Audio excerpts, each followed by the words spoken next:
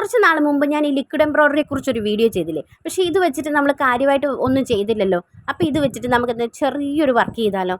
ഇത് കണ്ടോ, ഇത് നമ്മുടെ സാധാ മിററില്ലേ, അതിങ്ങനെ ക്ലോത്തിൽ ഒട്ടിച്ചെടുത്തിട്ട് ഇത് വെച്ചിട്ട്, അതായത് ഈ ലിക്വിഡ് എംബ്രോയ്ഡറി വെച്ചിട്ട് നമുക്കിങ്ങനെ ഔട്ട്ലൈൻ ചെയ്തെടുക്കാൻ പറ്റും കേട്ടോ. അതായത് നമുക്ക് ഈ മിററിന് ഫ്രെയിം ഇടുന്ന പോലെ നമുക്കിങ്ങനെ നല്ല രീതിയിൽ കുറച്ച് തിക്കായിട്ട് കൊടുത്തു കഴിഞ്ഞാൽ നല്ലൊരു ഔട്ട്ലൈൻ പോലെ ഇങ്ങനെ കിട്ടുവേ.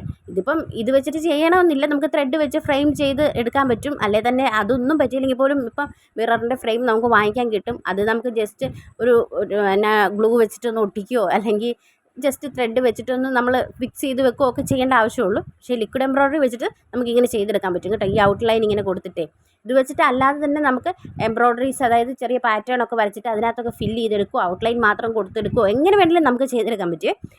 അടുത്തൊരു വീഡിയോയിൽ നമുക്ക് നല്ലൊരു പാറ്റേൺ വരച്ചിട്ട് അതിനകത്ത് ഈ ലിക്വിഡ് എംബ്രോയ്ഡറി വെച്ചിട്ട് നമുക്ക് ചെയ്യണേ. ചില നല്ല കളേഴ്സൊക്കെ ഉണ്ടല്ലോ, ഞാൻ യൂസ് ചെയ്യാത്തതുകൊണ്ട് കട്ട പിടിച്ചു പോയി. എങ്കിലും നമുക്ക് അടുത്തൊരു വീഡിയോയിൽ നല്ലൊരു പാറ്റേൺ ചെയ്തെടുക്കാവേ.